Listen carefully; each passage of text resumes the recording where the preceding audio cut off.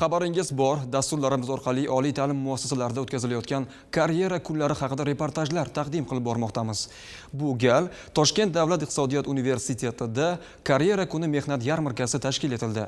Universitet talabalari va oliygohni tamomlayotgan yosh mutaxassislar bilan korxona, tashkilot vakillarining jonli muloqotini tashkil etish, mavjud bo'sh ish o'rinlari to'g'risida ma'lumotlar berish va talabalarning bandligini ta'minlash maqsadida o'tkazilgan mazkur tadbir tafsilotlari muxbirimiz lavhasida.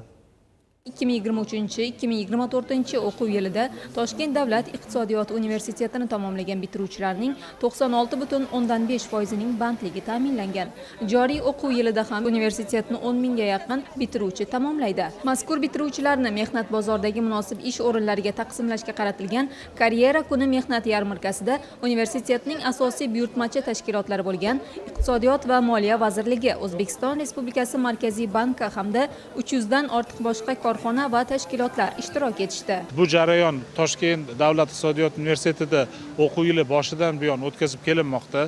Bir qancha tashkilotlar kelib, talabalar bilan o'zlarini turli xil tanlovlarini, so'rovnomalarini, suhbatlarini, testlarini o'tkazishdi va buni natijasida saralab olingan talabalarni o'zlarining tashkilotlariga taklif qilishdi. Tadbirda ish beruvchi korxona va tashkilotlar talabalar bilan ishga qabul qilish bo'yicha tanlovlar o'tkazishdi. Mazkur tanlovlardan muvaffaqiyatli o'tgan 215 nafar talabaga tashkilotlarning ishga qabul qilinganligi to'g'risidagi sertifikatlar taqdim etildi.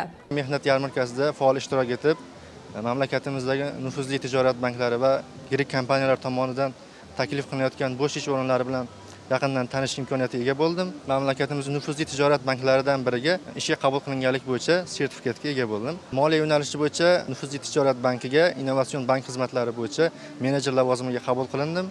Mehnat yarmarkasi davomida Toshkent davlat iqtisodiyot universiteti bilan respublikamizda faoliyat yurituvchi bir nechta tijorat banklari, sug'urta kompaniyalari o'rtasida hamkorlik memorandumlari imzolandi. Shahribonu Hojiyeva, Shohruh Toshnazarov, yoshlar.